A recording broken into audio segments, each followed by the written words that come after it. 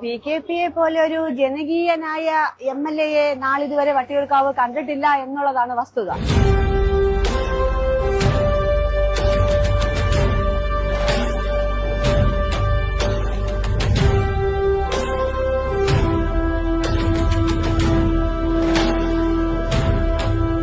പ്രശാന്തിന്റെ വേറെ അവൻ തന്നെ ചെയ്യണ വികസന പ്രവർത്തനം ചില്ലറ ഇവിടെ ആര് നേരത്തെ ചെയ്തു.